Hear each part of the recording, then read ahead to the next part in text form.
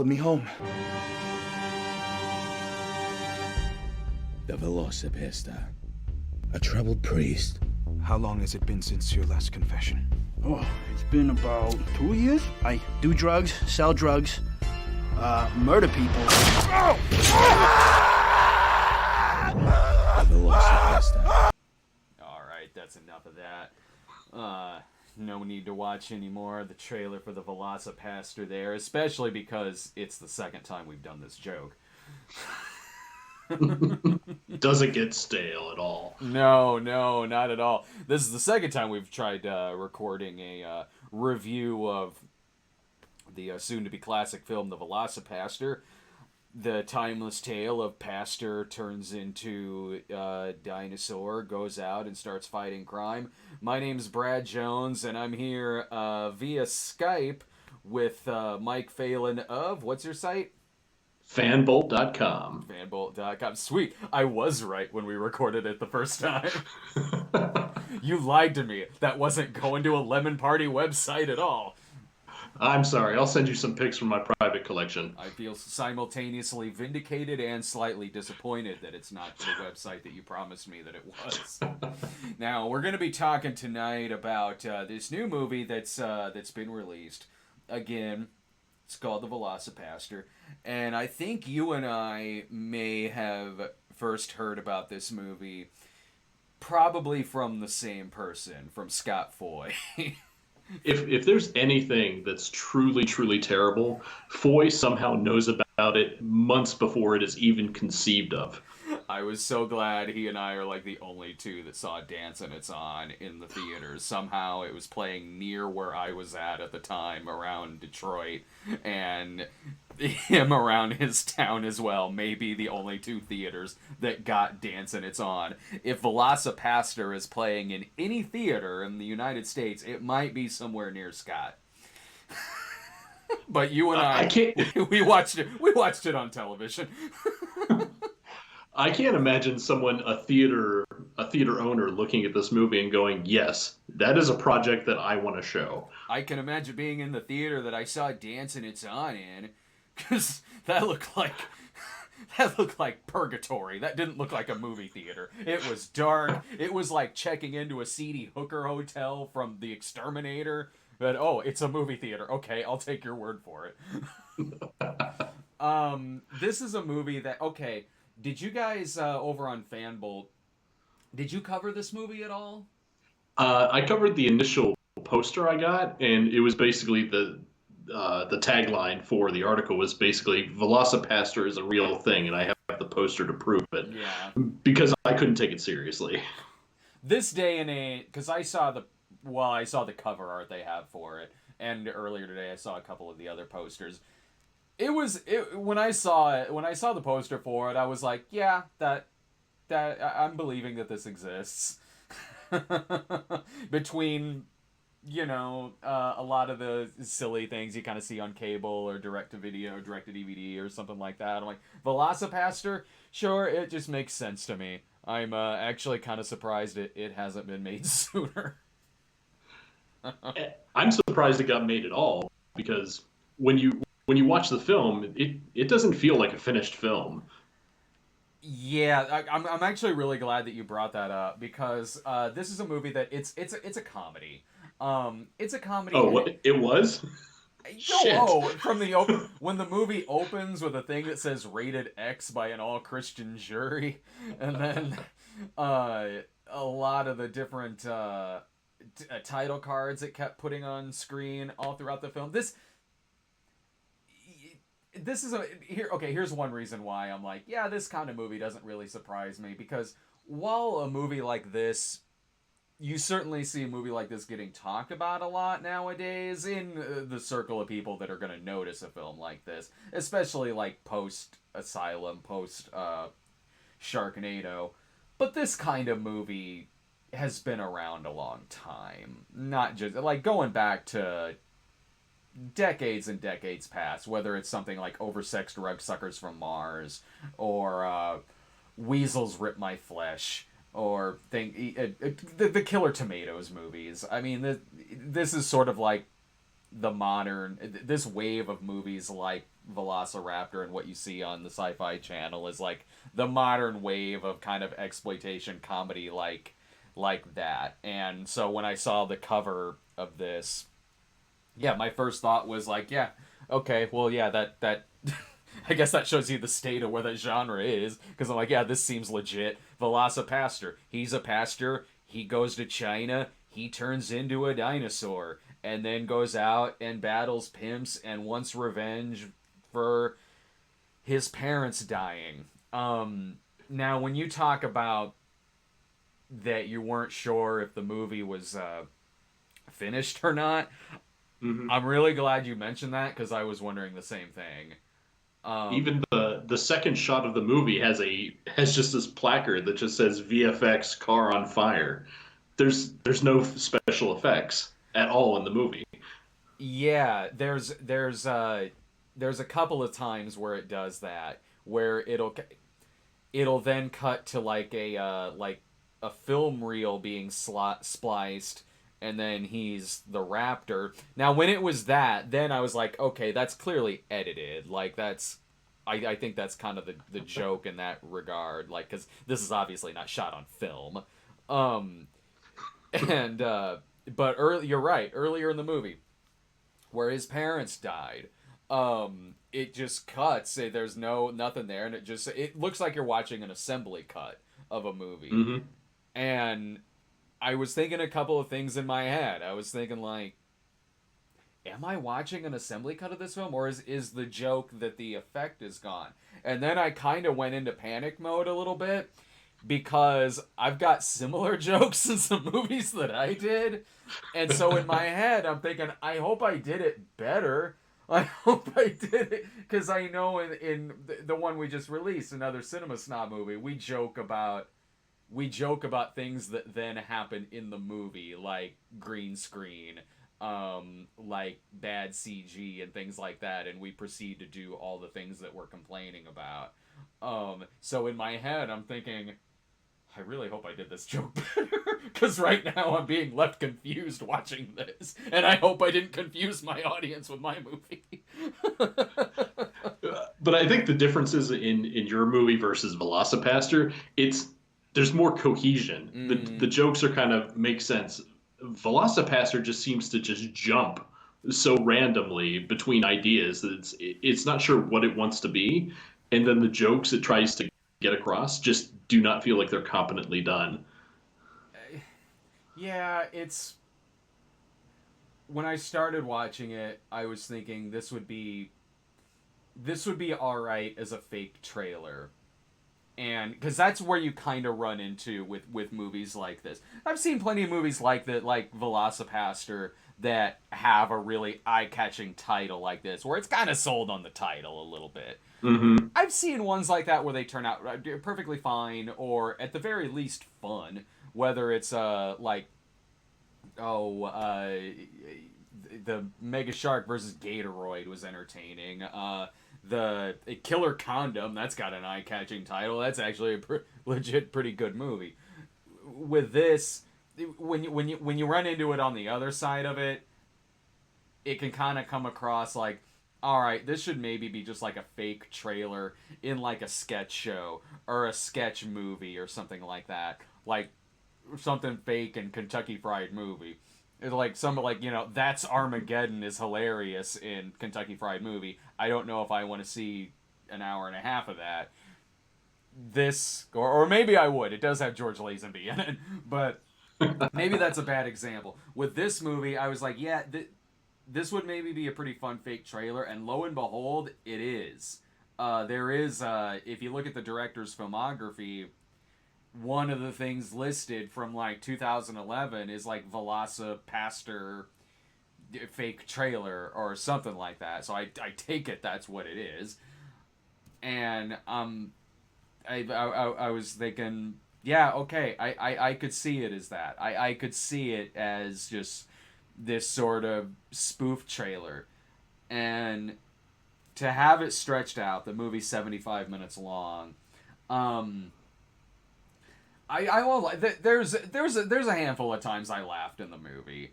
First of all, it's hilarious that you have this movie that's like Carnosaur crossed with First Reformed. It's interesting that exists. The main guy, even looks a little like Ethan Hawke. Yeah, he does. He's got a very leading man kind of look to him, but he's just getting saddled with this horrible film. What I was looking for with a movie like this, because it's hard for me to review a movie like this. We were talking about this a little bit on the phone the other day, where it's like, I'm sitting there watching it, and in the opening moments, I'm like, what am I going to say about this movie? I mean, like, this movie has, like, the budget of, like, my movies. Like, it kind of looks like Jesus, bro. It's actually kind of shot a lot like Jesus, bro. It looks like it's got about the same budget. And in that regard, I'm like, okay, like, because in Jesus, bro, we made it look like this religious PureFlix movie. This, I'm like, okay, maybe they're doing the same thing here, but with a more horror angle with the raptors and everything. So it's like, I'm watching it going like, what am I gonna come down on people who made this? Like, I mean, it's like they're a group of people making a movie the same way like me and like my team are and things like that. And so when I go into a movie like this, it's not so much that I'm gonna be like, oh, the effects are bad, or oh, the acting, blah, It's more like, okay, this is a comedy. Am I gonna laugh in it? And there was a handful of times I did. Did you get any laughs out of it? The first time I laughed was with Frankie Mermaid, the pimp. Oh, okay. When he asked the hooker with a heart of gold, why do they call me Frankie Mermaid? Yeah. It's because you're swimming in bitches. That was a funny line. Yeah. And he was the most charismatic character, but then they kill him off within the first 25 minutes. I would have liked to have seen more of him in there because that actor was just genuinely funny. There were a couple of smaller actors that I thought were just... There was a flashback scene to a war, I think Vietnam, in the movie. And there's a young guy there who's constantly puffing on a cigarette. That guy I thought was good. And at one point he gets killed, but he's still puffing at his cigarette, like when he's laying there dead. I got a good laugh out of that. I liked... there's actually some things I do respect about the movie. Like, I got a handful of laughs out of it, and I mean, not a lot, maybe like 4 or 5, but a few, and also, I liked how, as cheesy as the effects were, they were done practically. I liked that about the movie. I'm like, well, hey, they're kind of going for it in a way that like Weasels Rip My Flesh did. I mean, not that there was CG when that movie came out, but like. Yeah, like, all right, this is ending with a guy in just like this rubber raptor outfit fighting ninjas, like, and like, people get their arms severed and the wounds they have on their necks. I was sitting there going like, yes, I'm stretching here, but I'm like, you know what? At least a lot of these cheesy effects and everything, they're done on set. They're done practically. There's a lot of gore being thrown and splashed around in the film. But that dinosaur, man, God, the one at the end? It was like paper mache. It was like a kid's craft thing. Yeah, and it was funny watching it take on a bunch of ninjas, and they would do things with it. Oh yeah, because of course there's ninjas in this movie. And a lot of white ninjas. Yeah, more so than a Godfrey Ho cutaway. So they would do like kind of funny edits with the ninjas where the scene would kind of be over, but then it would just cut to one of them standing at a gong with the gong sound effect and a whoosh sound effect towards it. Like a little thing like that would kind of get a laugh out of me. Like there was a lot of jokes that would go on too long, like the evil laughing. There was the biggest laugh I had in this movie. Was a joke I thought they kind of screwed up. Because I actually got a really big laugh where the VelociPastor rips off the head of this guy, and then it freeze frames and has a quote from Gandhi that says, we must end violence to strive for peace, or something like that. I thought that was the end of the movie. I was like, that's actually kind of funny. Like, it ends with him covered in blood, ripping off a head, and there's a Gandhi quote like a real pretentious movie would kind of do. I thought that was the end, and was like, that's kind of a funny joke to go out on. But it wasn't the end. It kept going for like 15 more minutes. And I sat there going, that was probably the biggest laugh I had about it. But then they kind of screwed it up a little bit. I think they had to hit he was trying to hit a certain runtime. 75, yeah. Yeah, 75, like on the dot. But then there were like the montages. Like out of nowhere, they were actually well edited, a lot of visual effects in these two montages. I agree. One of them is I agree. One of them is the most sexless sex scene I've ever seen. Yeah, dude. Like, that sex scene went on so long and showed so little. Like, there was that other montage. I agree with what you just said. That other montage was actually fairly well edited.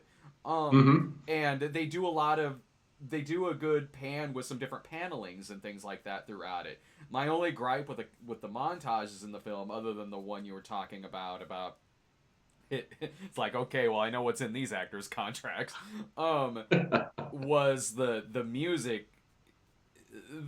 A lot of the music in it doesn't really fit some of the situations that are going on, especially in those montages where it might be like a love montage or a sex one or something like that, but it's playing this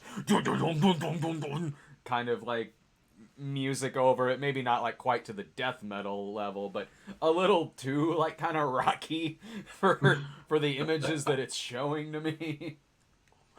It felt like during the montages, like the musical choice felt like a mid-90s kind of comedy. You feel like you'd hear like the Cranberries or something come on. Yeah. That's how it was, just so out of place. If they chose like this musical, if they had chosen a score that was just kind of campy and just went with it all the way through, I think it would have definitely helped. Yeah. But at the same time, I'm like, I don't know what this thing wants to be at all. I dig a comedy. Like I never got the between the effects, the editing jokes, and the things they were doing with the ninjas, the evil laugh, and even some of the lines and delivery. I never got a sense that this movie was trying to be anything else other than a comedy. It's not like, because movies like this where, you know, it's banking on this eye-catching title, and it certainly goes the spoof angle with it. Some of those, I like the first two Killer Tomatoes movies quite a bit, especially the second one. So there's some of those that I found funny. But I do also respect it when someone takes like a title like this and actually makes something kind of intense out of it, like Killdozer back in the day, or they go a little more ambitious than you would expect them to with a title like that. I do also respect that too. This movie's not doing that. Like this movie it's parody. Like it knows what it is. It knows it's dumb. It knows it's there just to be kind of maybe this drunken party movie. And while yeah, I certainly like a more genuinely bad movie as opposed to a movie like this it's definitely more self-aware. It's more meta. It knows what it's doing. It knows that it's trying to be a bad movie. Not saying I haven't seen stuff like that in the past where it's kind of worked, but certainly when something's more genuinely bad, it's more fun to watch than a movie like this, more often than not. But it's a hard movie for me to review because it sounds like you're trying to sell it as an internet celebrity movie at that point. Yeah, right? Thank you. Yeah, it might as well be. Why didn't I put VelociPastors in my movie?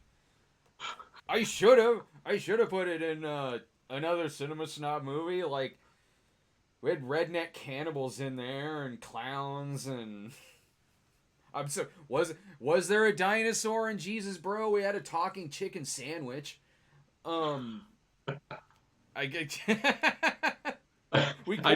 kind of run together after watching your movie one weekend and then this movie the other. I was kind of like, I'm seeing a lot of similarities here. It's the same universe. It's yeah, It's the universe where it's the Fred universe where everybody that's on YouTube is all part of this thing. they're all in the You just wait and see. Like the VelociPastor is gonna be a hell of a board game reviewer. He's gonna. I can't wait to see his thoughts on Fireball Island and Don't Wake Daddy. Or whatever he wants to read. He's gonna be an excellent reviewer. No, it's like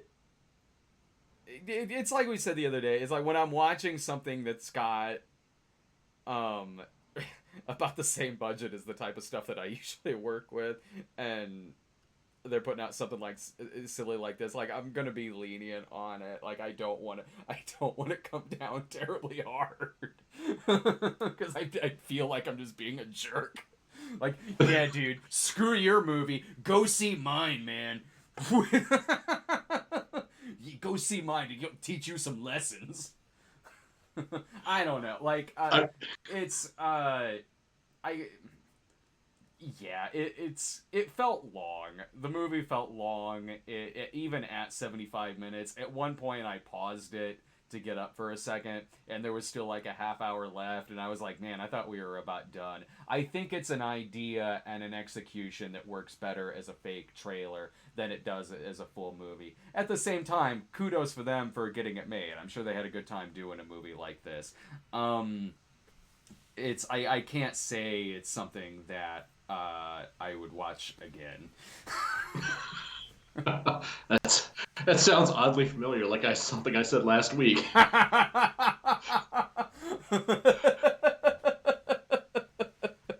Oh yeah, for those of you watching, follow this up with Fanbolt's negative review of another Cinema Snob movie.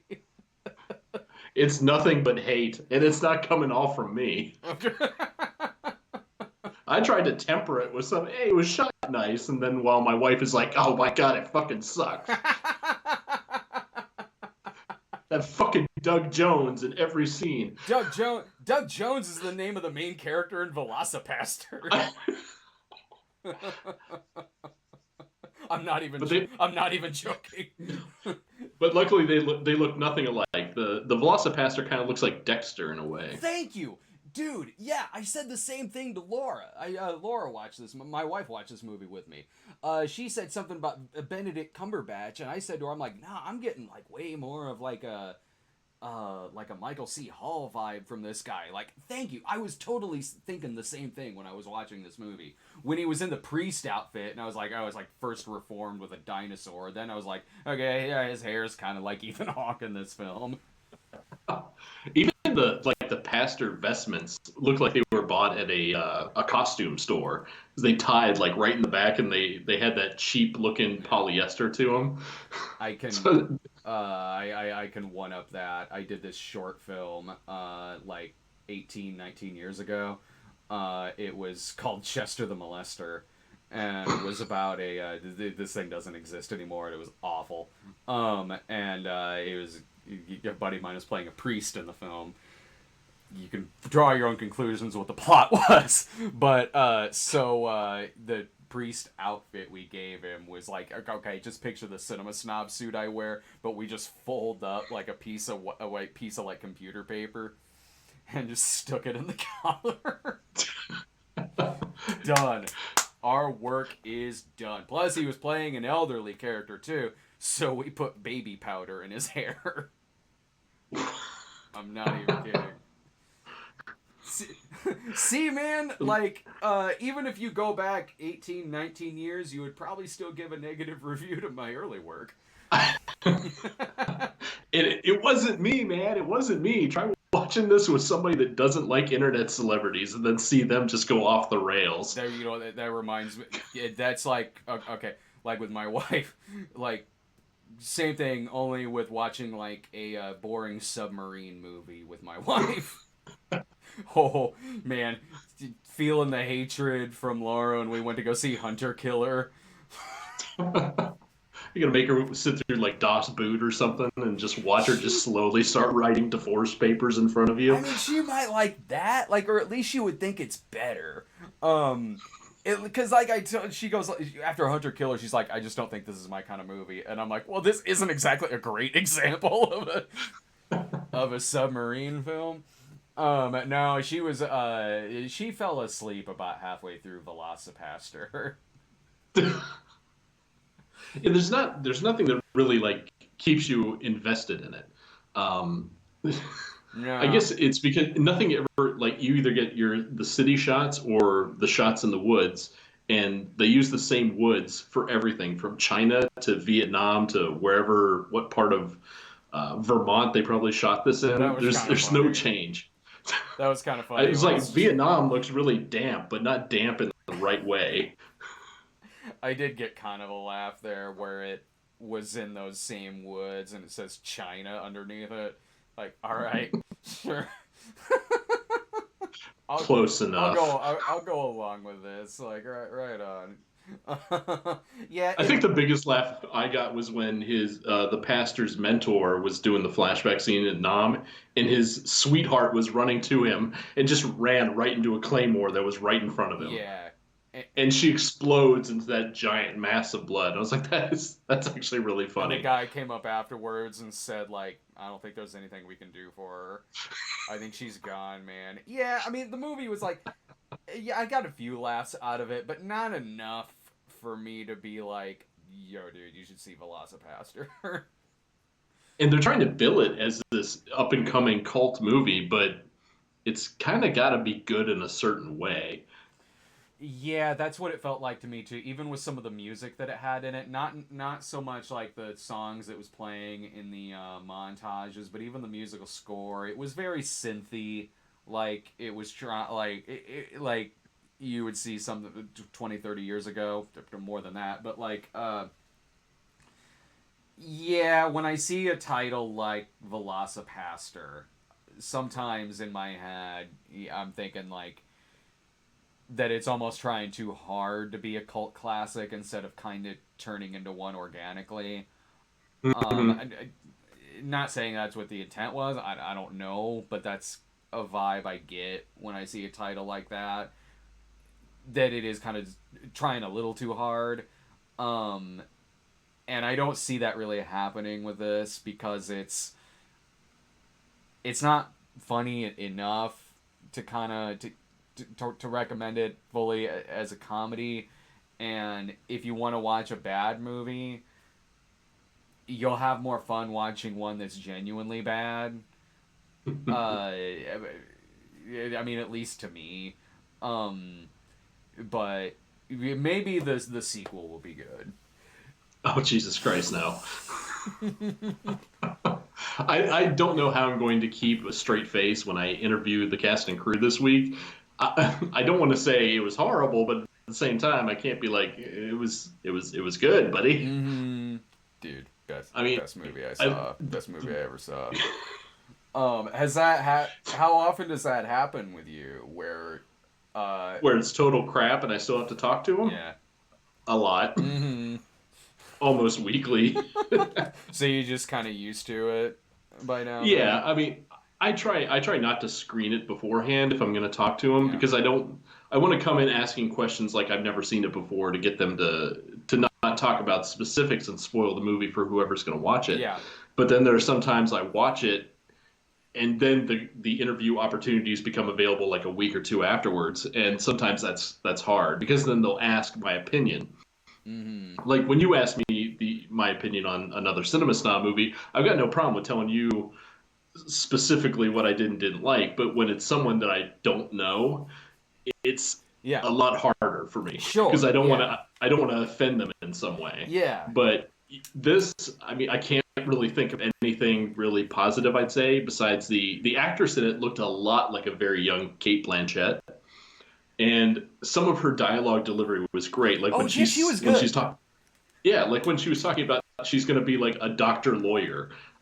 That's really funny. You're paying your way through medical school and law school at the same time by being a hooker. That's kind of funny. Yeah. But I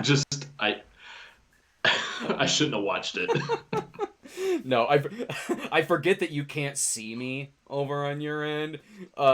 So when you brought up my movie a second ago, like I motioned like this, like I'm like the like cut. I'm like, who did I just do that to? Nobody. He can't see me. There's nobody else in this room. Lloyd doesn't know what I'm talking about.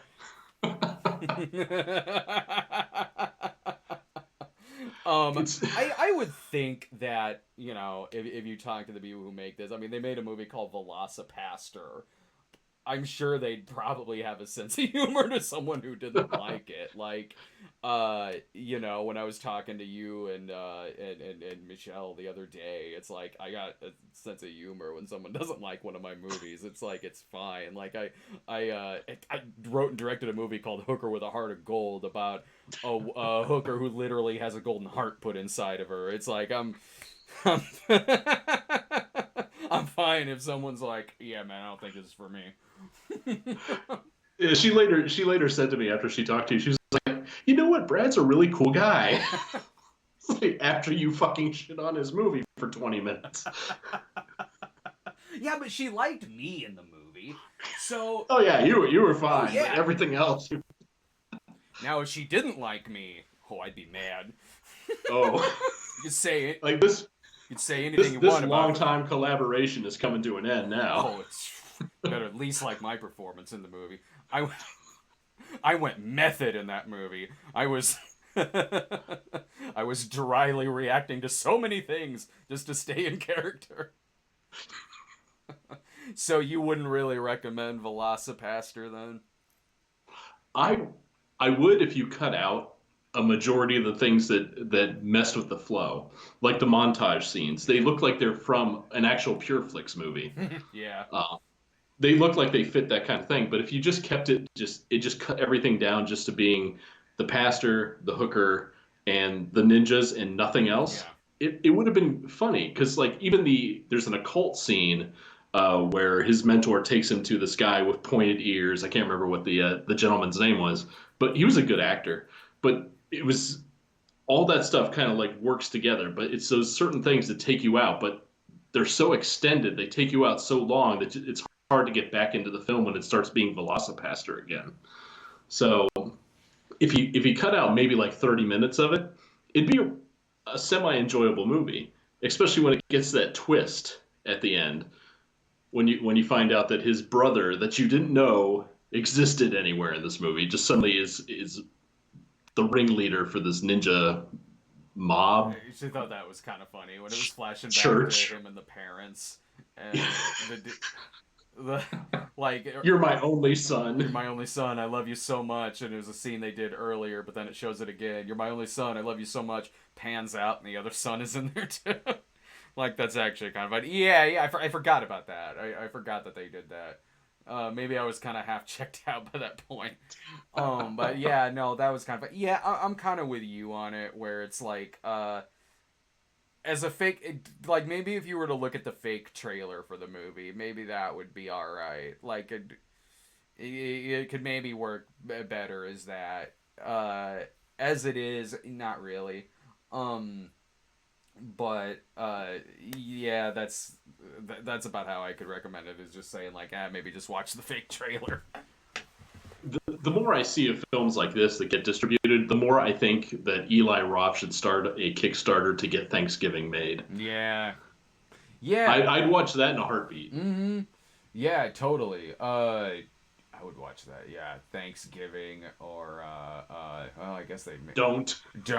Yeah, Edgar Wright's Don't. Yeah, no, I'm almost surprised that they haven't actually. But I guess we're gonna wrap up this in-depth breakdown of VelociPastor. It's still a hard title to say.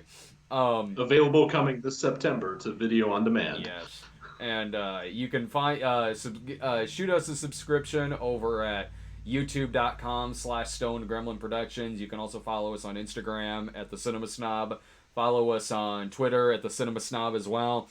And where can we find you at? You can go to fanbolt.com. You can find me, and pretty much everything you need to know about me is on there. Excellent. All right, we'll be back in the future with any and all Velociraptor or Pastor related movies. So until then, see you then. Bye, guys.